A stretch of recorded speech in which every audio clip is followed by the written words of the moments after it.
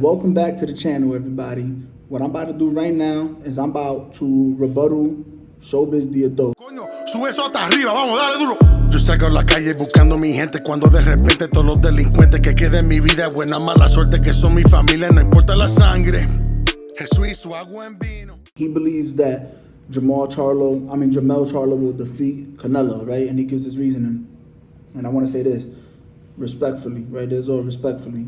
Before I even start, I'm a fan of Showbizz. He was probably the first one. I think he was the first big boxing podcast that I started watching that got me into boxing when I first got into boxing and stuff like that, which was a little after when the pandemic actually kind of began. That's when I really started watching boxing and all that stuff.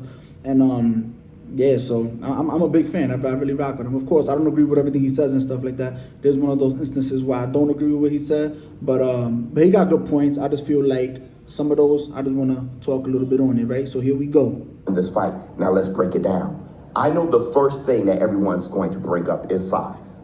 Canelo Alvarez, 168, Jamel Charlo coming from 154.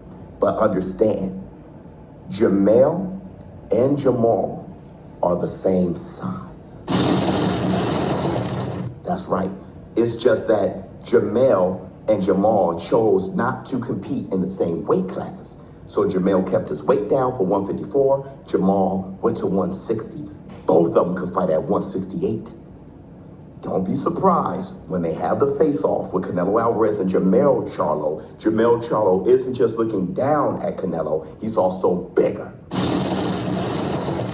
And that's the black two sugars. Don't be shocked. Because if he would have fought Jamal, Jamal would be bigger every time. 160, he'll be bigger. 168, he'll be bigger. Even if they fought at 175, Jamal would be bigger.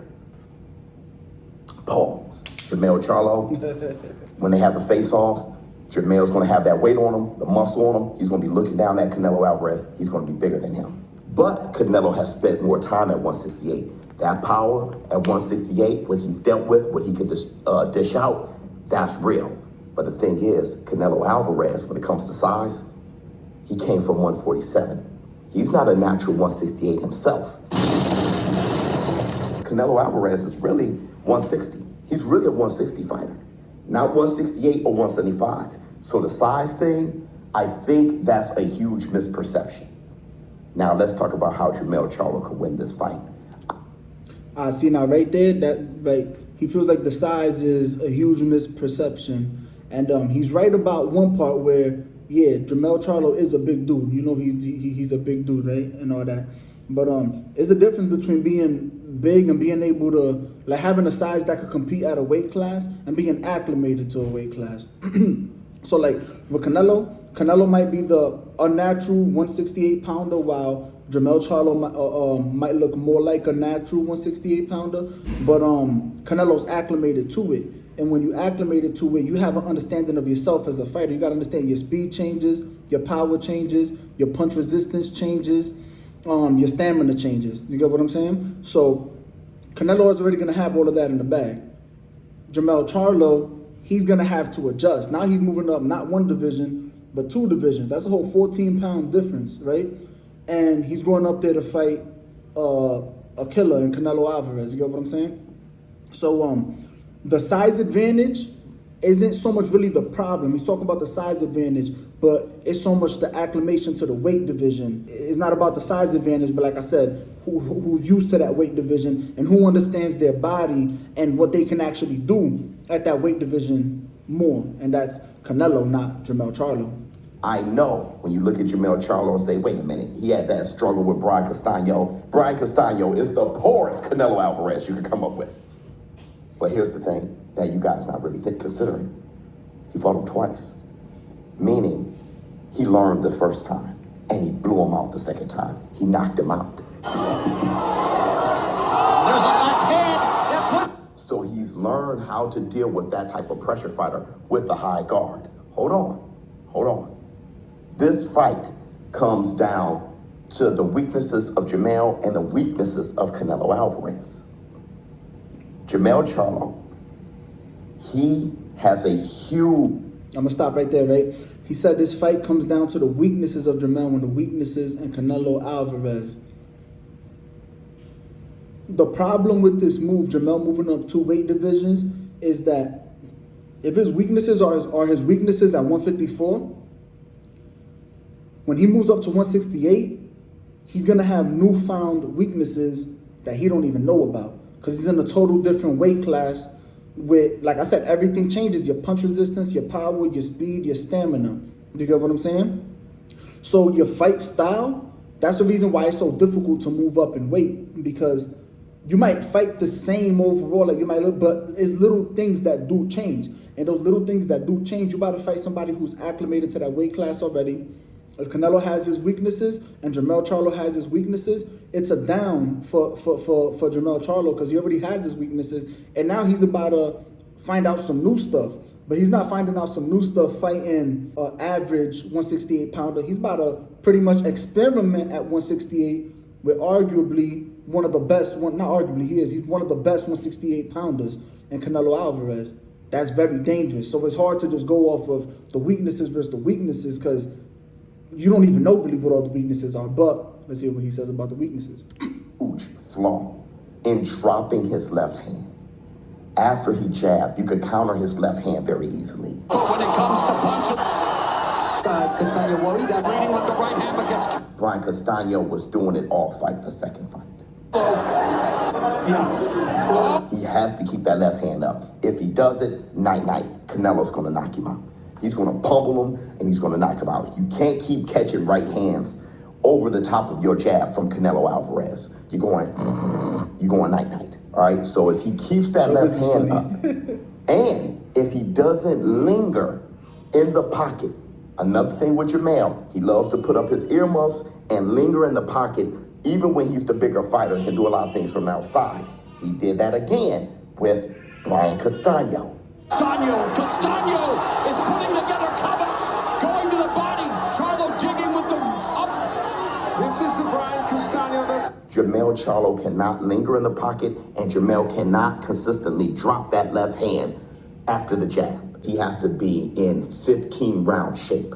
He has to be throwing his hands fast, explosive, as he does. But he has to be working the same as he was in round 1 in round 12. Because... So I'm gonna stop right there because I don't want to lose points. So he said 3 things that Jermell could do that he needs to I guess correct, and that's he drops his his lead hand when he throws I think he said when he throws the jab or something like that. He showed the footage of him, him getting countered off that. What was the last one? Oh, he needs to come in 15-round conditioning, right? Once again, you're not even acclimated to the weight class. You coming up from, it's like all of that. I get the points he's making, but it's a whole bunch of like ifs. If he does that, if we haven't even seen him fight at the weight class, you get what I'm saying? So yeah, if he does that, there's no guarantee. It is what it is, but it's a whole bunch of like hypotheticals. You get what I'm saying? So to believe that Jermell Charlo would win off of these things that are just hypotheticals when Canelo was proven at 168, and it's like, you seen the right hands he was getting caught by when he was talking about Jermell lowering his guard and Castano was countering it. Canelo's a way better counter puncher than Brian Castano. He's more accurate, he's sharper, and the power is just, it's different. All of that is just bad for Jermell Charlo moving up.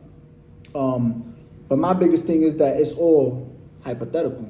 You know what I mean? We haven't even seen the dude at the weight class. He's not acclimated to it. Canelo's acclimated to it. So all these what ifs, if he could solve this, if he could fix this, he could win. It's just like a huge gamble. Canelo Alvarez is a front runner.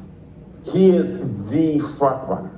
That's true. He looks good the first half of the fight. The second half of the fight, he start going down. He's amazing going forward, but when he goes backwards. Always stays in control, not giving up control. Landing punches that really anyone I've seen since Gennady Golovkin. Not so much. So what Jermell has to do is survive those first 6-7 rounds against Canelo Alvarez, boxing and throwing flurries and throwing those punches to hurt, deliver those punches to hurt as he will, and start pushing Canelo backwards once Canelo becomes fatigued, and then start really ripping his shots. Canelo Alvarez is deceptively fast. So Charlo got to stay defensively responsible. He knows this. But Jermell Charlo has the faster hands. He throws the faster combinations. He has the reach. He has a fantastic jab. That's another thing. It's like he said, Jermell Charlo has the faster hands. We don't know that. We haven't seen him do fight at 168. You get what I'm saying? So it could be that he goes up there and his speed doesn't transition correctly. You know what I mean? And then he don't got the same speed that he had at 154. You know what I mean? He might have a different. He might be slower. So it's just he got a lot of good points. I get everything he's saying. I really do. But the foundation for me is weak, because the foundation of everything he's saying is like, it's as if we don't have nothing to go off of to say that he's gonna do this at 168. You know what I'm saying? Now if he goes up there and he does it, that's impressive. That's impressive. You know what I mean? And I ain't saying that I think Jermell Charlo, well, I do think he's gonna lose. I feel Jermell Charlo is gonna get knocked out. But I ain't saying he can't win, just like I know Showbizz ain't saying that Canelo can't win. He said it himself. He said if he does this and that, boom, boom, he'll end up getting knocked out. You know what I mean? So I ain't trying to say he's late. You don't know what he's talking about, nothing like that.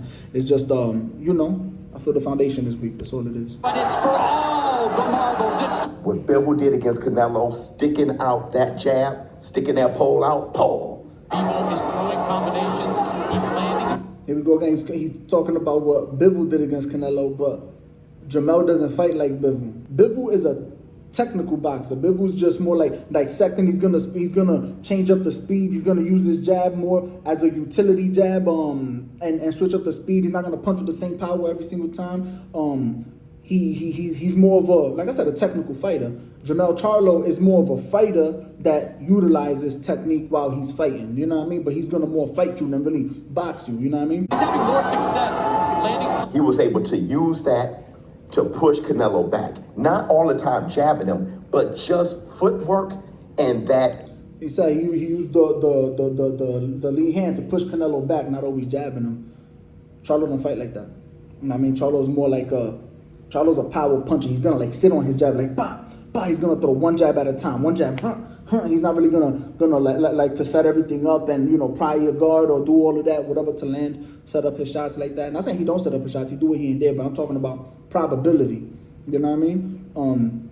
Everything Showbizz is saying, what's the probability of Jermell Charlo doing what he's saying he needs to do? You know what I mean? And that's what it comes down to. So even when you're talking about the weaknesses, we know the probability of Canelo doing what he's going to do. Canelo is more than likely probably going to tire out in the later rounds, you know what I mean? Canelo, if he is put on his back foot, he ain't that good fighting backwards. But the thing is that you got to put Canelo on the back foot. Charlo could definitely do that because Charlo got the power. That's the thing. He could definitely do that. He could catch Canelo and catch him with something that hurt. But the thing is that Canelo also knows how Charlo fights. Ultimately, it's going to be interesting. It's about to be a really good fight. I say that nevertheless. I feel it's going to be competitive. I just feel Charlo going to get knocked out. Pull. Bivol is throwing combinations. He's landing. See, Charlo don't fight like that. Not all the time jabbing him, but just footwork and that pull. Bivol is throwing See, look, boom, boom. combinations. But see how he's on his feet? He's like on his feet and moving around. And And push then boom, Canelo he back, made the and opening. then let his hands ride as Canelo's going backwards. Jermell Charlo got to look at that Bivol fight very closely. Listen, Now, if Jermell Charlo looks at that Bivol fight very closely and tries to imitate those things, moving up in weight, 14 pounds, 2 weight divisions, fighting one of the best at that division, it's just, if you just look at it on a probability, bro, just look at the probability, Charlo's getting knocked out. It's way too many things to correct. He's not going to be the fighter that's comfortable and acclimated to the division. And styles make fights. He struggled with Castano, and Canelo was just better than Castano, like probably in every asset, in every facet. You know what I mean? I believe Jermell Charlo can really win this fight because of the. That being said, you know, of course he could win the fight. You know what I mean? He's in there. He's a good puncher. He's a good boxer. Of course, you give him honestly, personally, I just give him a puncher's chance. I think he needs to hurt Canelo. If he could hurt Canelo, and then he could capitalize off that. Because I think even if Canelo does tire out, I think Charlo's gonna tire out too. He's never fought at 168. You know what I mean? So what it's gonna look like if he's taking punches, counter punches, getting caught, because Canelo's gonna land shots. He's very accurate and a very good counter puncher and got a lot of power in both hands. Weaknesses of Jermell, those are fixable. The weakness of Canelo, not so much. Those are fixable, right? but they haven't been fixed at 154 where he's fought his whole entire career. So you expect him to go up 2 weight divisions and fix him against one of the best 160? It just don't make sense to me. It's like, not so much. Canelo Alvarez has always had stamina issues, and he always will. Also, Canelo Alvarez going backwards is just something that he's not going to be able to fix like that. He doesn't do well going backwards. I agree with those points. He always pushes forward. But Jamel, he could fix dropping his left hand. He could fix that. He could fix lingering in the pocket. He could just make a decision not to. Listen, I love to know what y'all think in the comments below. But as of right now, I have Canelo Charlo beating Canelo Alvarez. Yeah, I disagree. Bro, once again, it's just the weight class. You're talking about you got to be front foot heavy, keep that dude on his back foot, and maintain your stamina. Like he said, you got to come in 15-round conditioning for a weight class you've never been in, getting punched by feeling power that you're not used to feeling in the ring. Like, I don't see it. I really just don't see it. I think Charlo's going to get knocked out. But respectfully, that's my response to Showbizz the Adult. Ants Boxing Channel, I'm out. Coño, sube eso hasta arriba, vamos, dale duro. Yo salgo a la calle buscando mi gente cuando de repente todos los delincuentes que queden en mi vida, buena mala suerte que son mi familia, no importa la sangre. Jesús hizo agua en vino.